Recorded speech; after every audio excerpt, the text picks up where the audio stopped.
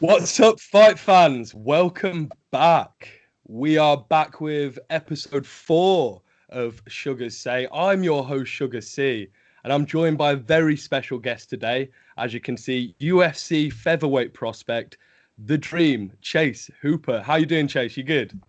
Yeah, good. Just hanging out, enjoying life as much as I can right now, and enjoying the time between fights where I can kind of eat whatever I want. It's kind of a big part.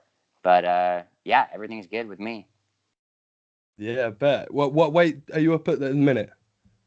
I don't know. I don't really You check don't my know. weight between fights. No, I Yeah, just you're try to sort of in that start sort of stage dieting where you down a just little don't bit. need to. Yeah, As long as you're but active. pretty big. Yeah, that's it. Yeah, fair enough. Well, do you know what? I've got a lot to speak to you about today, Chase. But before we go any further, I do need to address my audience, if that's all right with you. All right, no worries. Um, right, I'm going to do this. I've made a severe and continuous lapse in my judgment. I'm not looking for forgiveness. I'm simply here to apologize. The prediction video I made last week was unplanned. The predictions that I gave were raw, unedited. I should never have predicted Conor McGregor. I should never have urged you to all do the same. I should have put the camera down. I should have stopped filming. There's many things that I could have done differently, but I didn't. Because of that, from the bottom of my heart, I'm sorry. Right, now we've got that out of the way, Chase.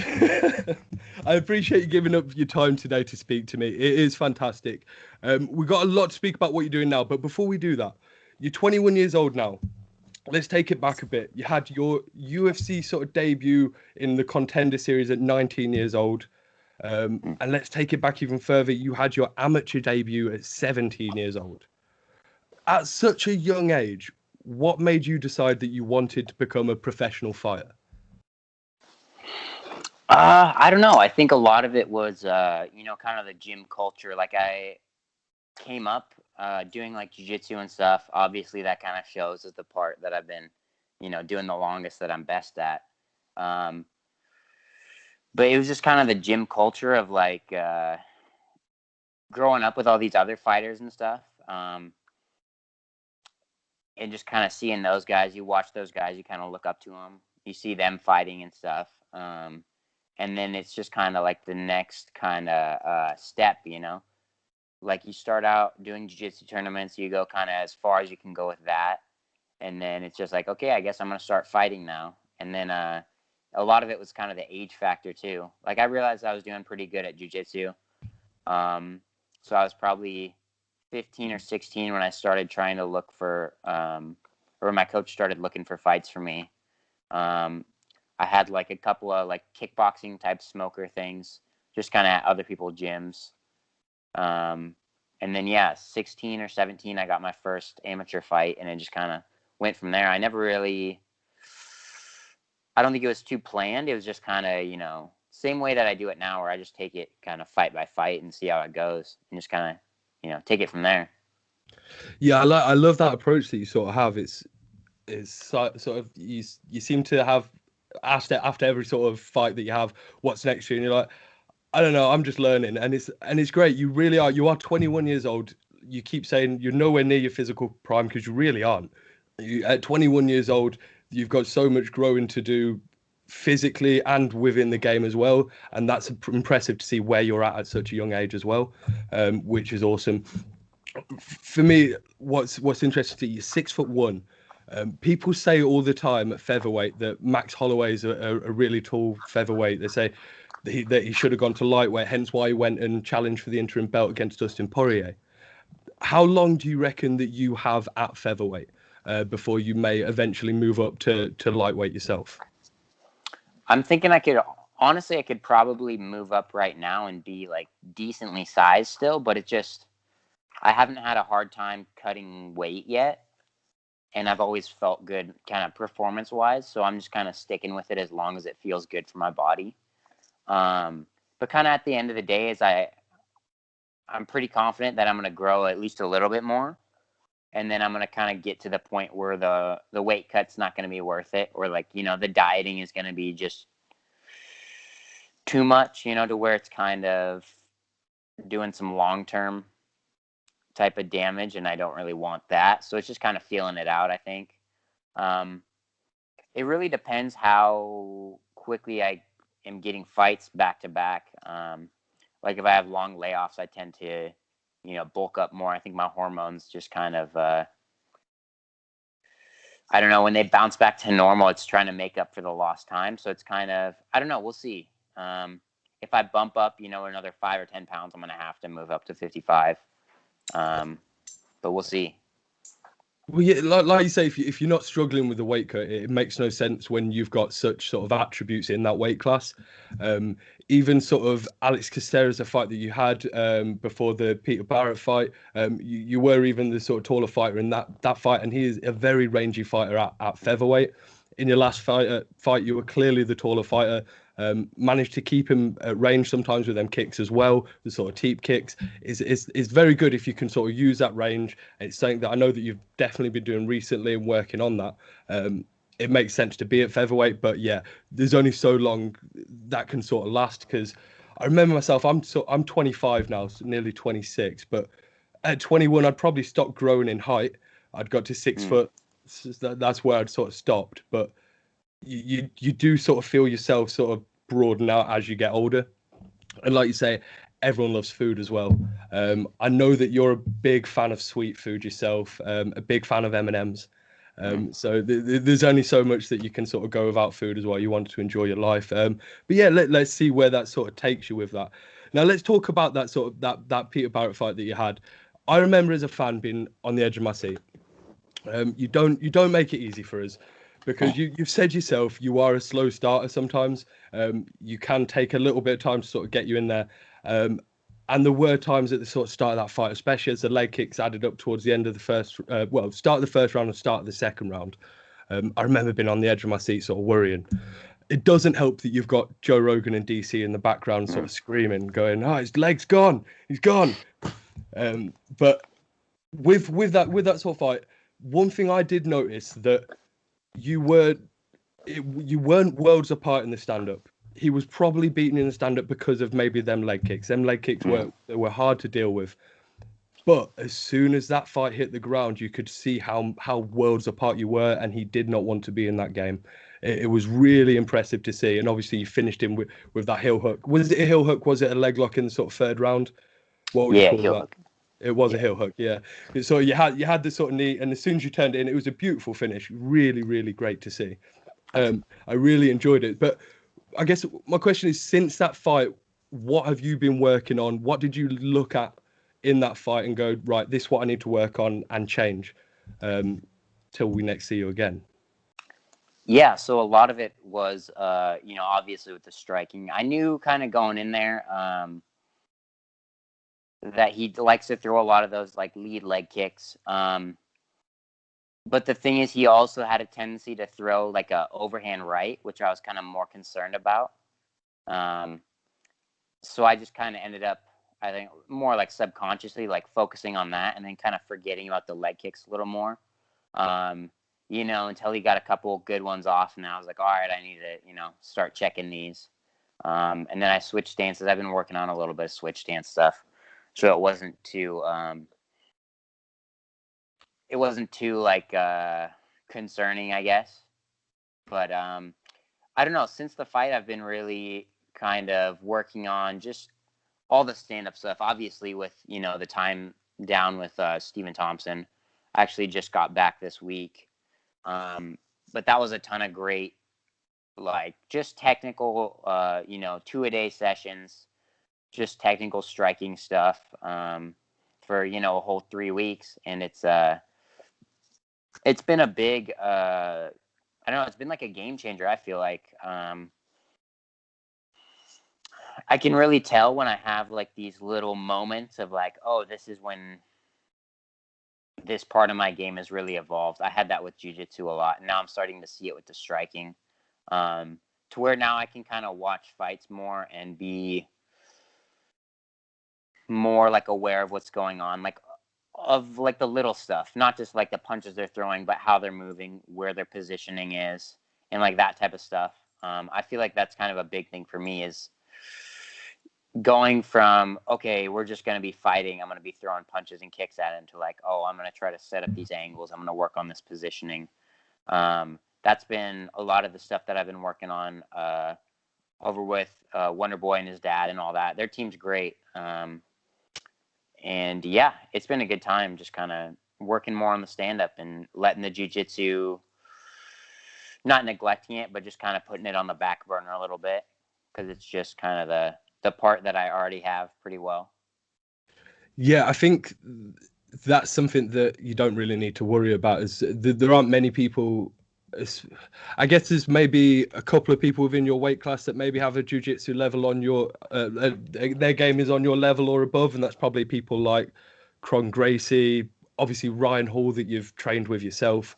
Yeah. Very much known for his 50-50 game. Was that an inspiration sort of for I know you did a lot of training with Ryan Hall before that Peter Barrett fight. I noticed that you them Imanari rolls. You could teach Tony Ferguson a thing or two about Imanari rolls. I love to watch T-Ferg, but I'm telling you that them Imanari rolls are really good. Was Ryan Hall a bit of an inspiration for the leg lock attacks in that fight? Yeah, I mean, I got that directly from training with him. Like when I was down there, I was like, hey, I kind of want to see like some of your Imanari stuff. Because the wrestling aspect has been kind of the other sort of area where I'm lacking, kind of is just getting it to the ground. And that his kind of mentality is that it's so low effort to just kind of roll into it versus something like a double leg takedown where you have to kind of pick the guy up or you got to work on the timing. But the Imanari is like a super easy way to just kind of initiate the grappling. And, it felt super natural to me compared to, some of the more standard wrestling stuff. So, yeah, I was playing around with that, playing around with some 50-50 stuff. And I think it definitely showed. And it worked out, obviously. Yeah, definitely. You could see that. And like you say, it's sort of you're training now with Stephen Wonderboy Thompson up at Upstate Karate, and it's you've done sort of quite an intense sort of session there with him, and it's training with such sort of great minds within the sport. That's what I love about MMA. There's so many people that are willing to give advice, teach the next generation, and bring it in. And again, when we talk about your age and how fresh and how willing you are to learn within this sport, you're also adapting with every fight as well and bringing these sort of bits in. I'm so excited to see what you're going to bring in from obviously your training with Wonderboy. Like I say, range management, you're a very tall sort of long fighter. So is Wonderboy at 170. I'm sure, is he 6'2"? He might be a little bit taller than you, a little bit wider than you, but probably not far off. So which is incredible, you've been a featherweight, but the guy knows how to use his range very well. I love the way he's one of the best at using them sort of teep kicks and side kicks to keep someone at range. So yeah, I'm loving to see the sort of footwork that you sort of bring in, like you say, the use of angles on the striking that you've learned with Wonderboy, and what's next. So like we say, you fought so much, but since the UFC, one thing I've actually noticed, I don't know if you've noticed yourself, you may do, it's your own career. You have only performed. You've only been on pay-per-views since we've seen you at the UFC. Since the Contender Series, you've had 3 fights and they've all been on pay-per-view cards, which I think is quite impressive. So I assume we're going to hopefully see you next at a pay-per-view. Do you have anything sort of looking at, or are you just training at the minute, sort of still waiting to hear what comes next? Yeah, we'll see. The pay-per-view stuff was just kind of, I don't know, like just kind of by chance how it worked out. Like I was supposed to be on, for the Caceres fight, I was supposed to be on a fight night in like May, and then that got bumped back, and then we got kind of shuffled around to the 250 card, I think. But yeah, I don't know. I don't really have anything yet. I'm sure they're gonna hit us up any day now. But I'm just kind of taking the time to really, solidify the striking and just kind of, bring everybody up to speed, kind of at my gym with some of the same stuff that I was doing over there with Wonder Boy.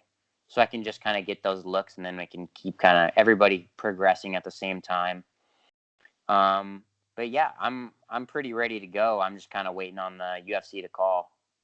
Yeah, I love that. Well, so you had your UFC debut against Daniel Tamer in December, fought Caceres in June, and then your last fought in December. So I'm assuming it's going to be June.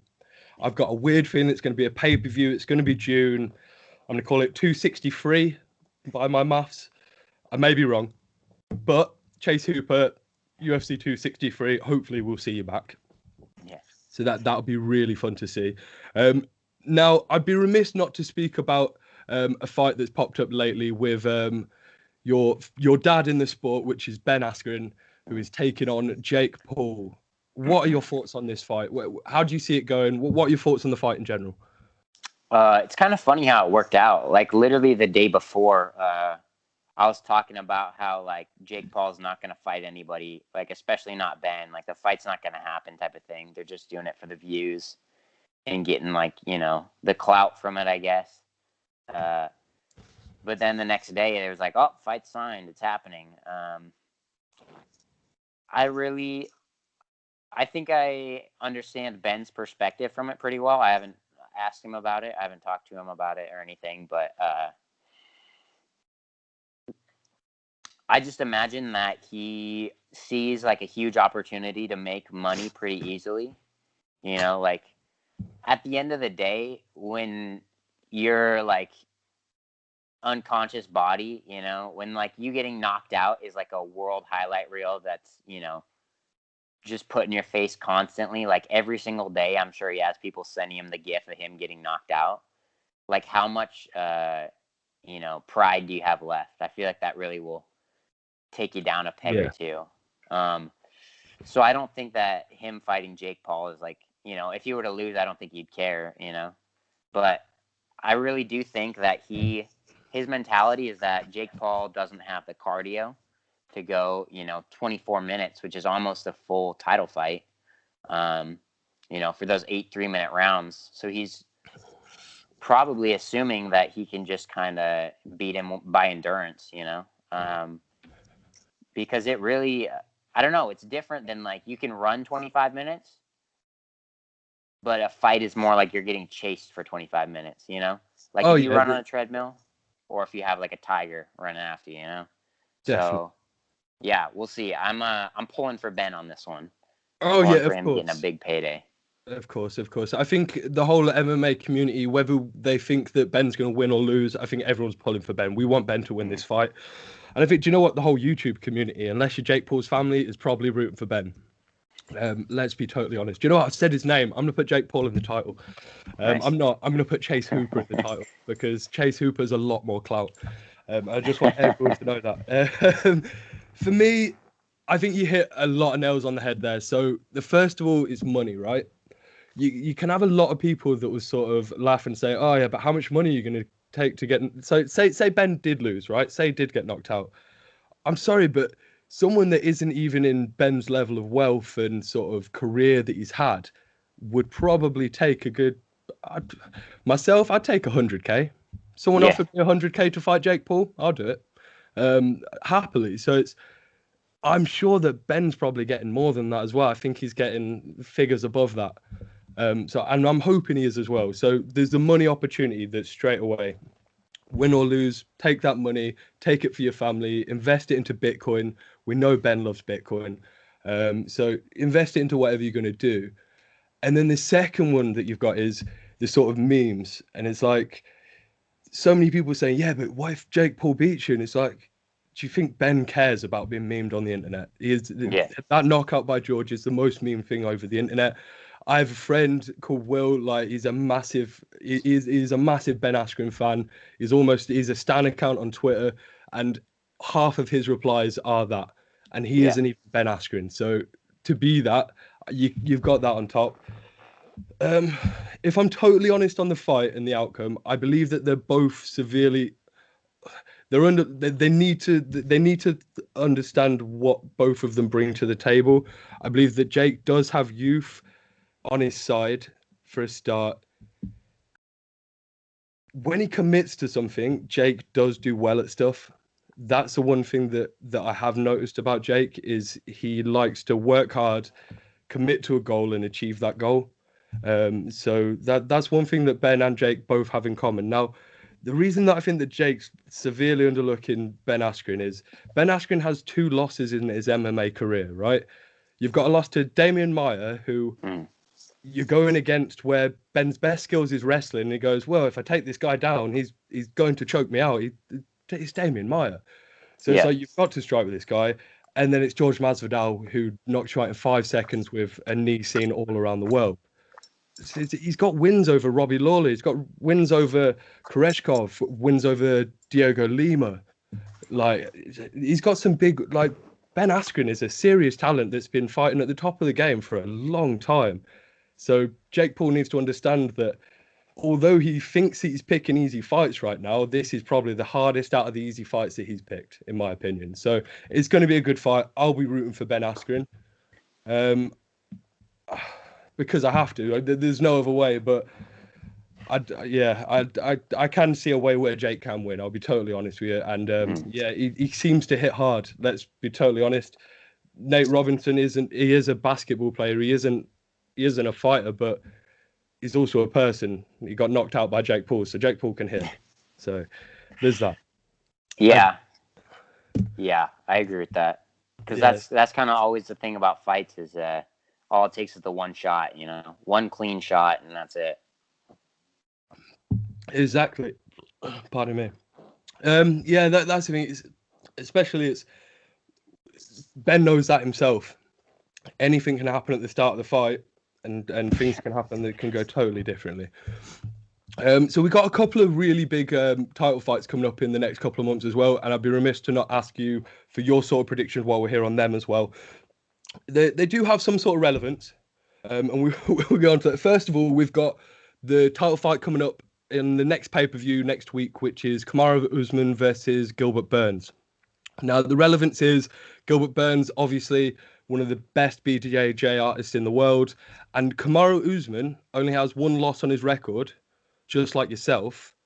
Your loss is to Alex Caceres, and Kamaru Usman's loss is to Alex Caceres' brother, Jose Caceres. I don't know if you knew that. So I had no idea. There we go.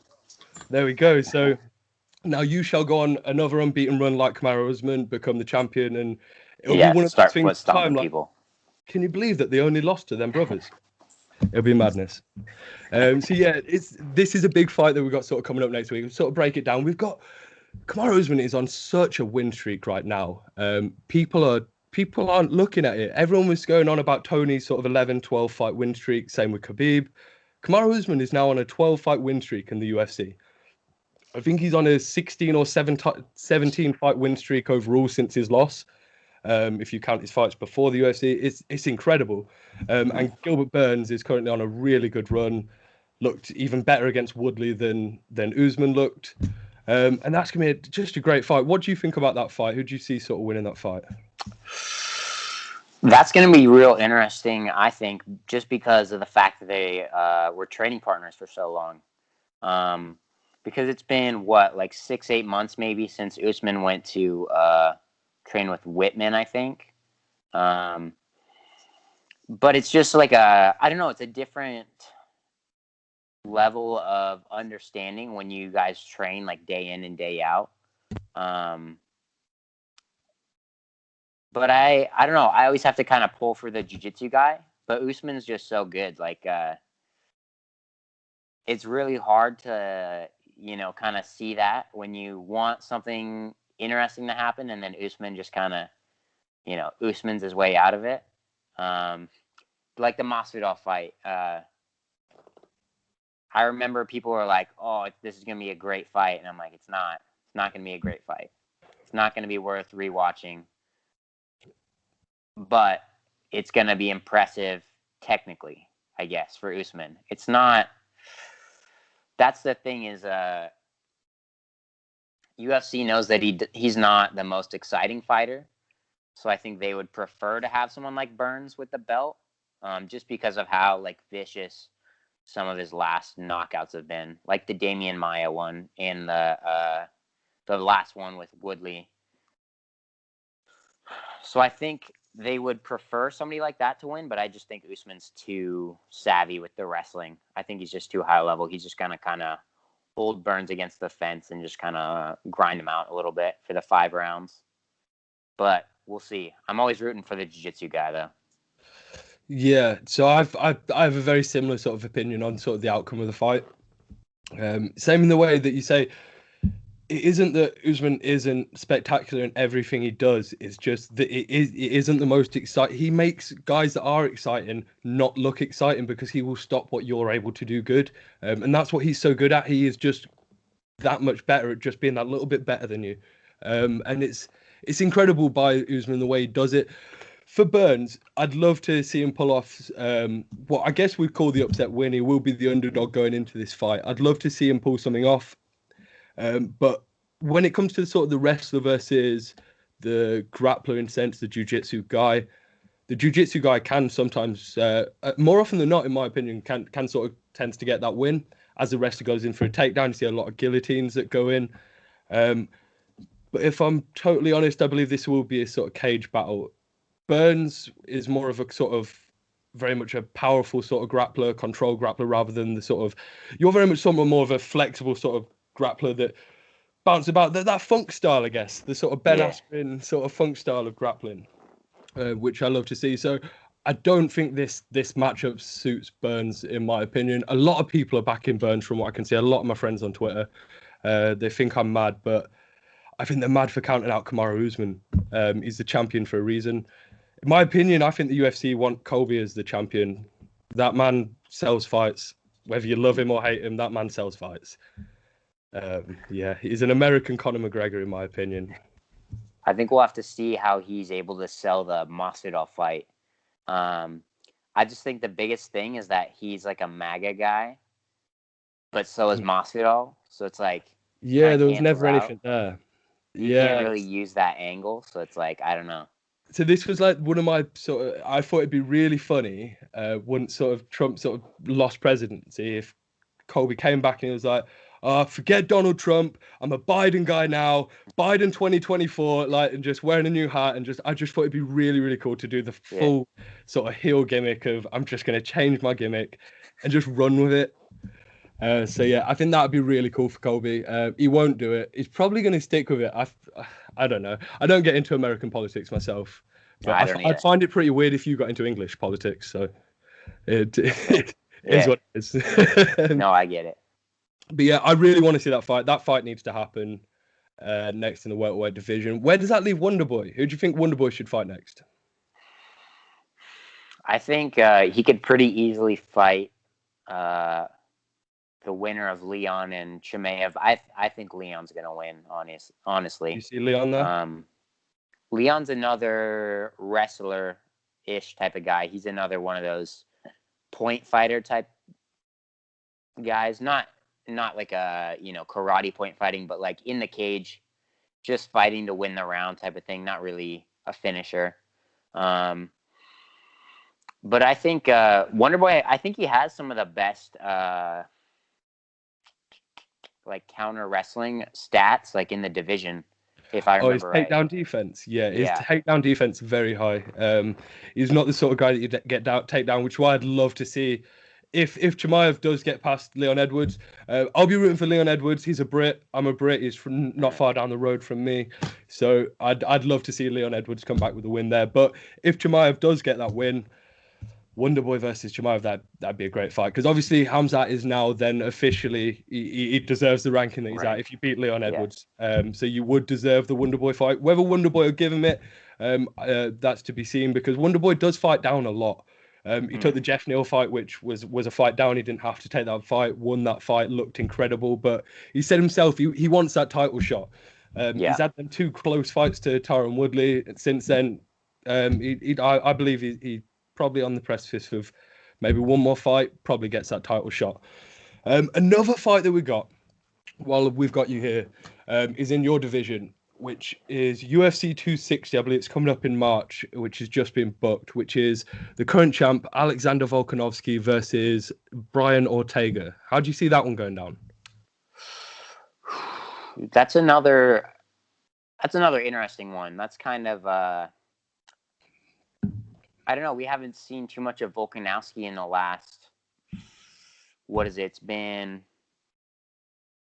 maybe 6-8 months, or I think 245 might have been. No, that was the first one. So yeah, it's been like 6-8 months since the last fight against Holloway. So we'll kind of see how much he's developed. But I thought Ortega looked great in his last fight. He definitely earned his title shot, and I think he looked better than he did when he fought Max. But again, so much of it's hard to do, MMA math for, because it's just all these little variables add up. You can't say just because this guy beat this guy, he should beat this third guy. It just doesn't add up that type of way. I think Volkanowski probably takes it, though. I just think he's so explosive, and he's really got the 5 rounds worth of cardio, the 5 rounds worth of power. I think Volkanowski takes it, and then they book Volkanovski Holloway for the 3rd time. Yeah, that's my opinion. But yeah. I'm known to be wrong for most of my picks. Well, do you know what? After last week, apparently so am I. I've been doing so well. I was on last year, so I think it was 74%. I got overall last year. I do Tapology picks. I don't know if you use Tapology. Yeah. Actually really good for all of the fighter stats, everything, to be honest. But I also do picks each week. We have sort of like a leaderboard. But I got 74%, I think, last year. Last week, I think I went 5-7. So I do the full picks for the full fight card. I've never gone below 50% on my fight picks. It was a bad week. We had to apologize. We had to do something. I do apologize for anyone that's watched this far into the podcast, which I assume is about 70% here, according to my analytics, apparently. They get it wrong. But for anyone that's watched this far in, I do apologize for the Logan Paul style apology at the start of the video. But yeah, I do get my fight picks wrong sometimes. It can be bad. I'll be going the exact same way. I think Volkanovski, like Kamaru Usman, another one of them champions that's just underrated. People don't understand how good this man is. Again, on an insane win streak. His last loss was at 170 pounds. So it wasn't even at featherweight. It was when he was sort of coming back from his sort of rugby days sort of weight, coming down in weight. So very much sort of the opposite to you, where Volkanovski is very much a shorter guy that came down in weight from the upper weight classes. You're a taller guy that may sort of will see you transition up. I see Volkanovski getting this because in the same way that Kamaru does, he may not be the most exciting fighter, but he knows how to shut down your game plan. He can fight a wrestler in Chad Mendes. He can. I don't see Brian Ortega sort of getting him down. That's the thing. I see that that Volk will control this fight and he'll control it on the feet. Now, against the Korean Zombie, Brian Ortega came out and looked like a totally different fighter. Don't get me wrong. We hadn't seen him for a while. He came out. He looked amazing. Looked very clean, very sort of with his shots, very straight down the pipe, and changed from where he took that beating, I guess, to Max Holloway. But I just don't see him getting it done against Volk. It's maybe if he comes out with some Imanari rolls. So, like you say, when you were fighting against Peter Barrett, I said the same thing. I was in there and I'm like, he's getting beaten up. He can't seem to get that takedown. Pete's sort of happy to stand there and take them punches. Even when you got him down, he was headbutting. Yeah. Punching. He was doing some weird stuff. The guy is hard.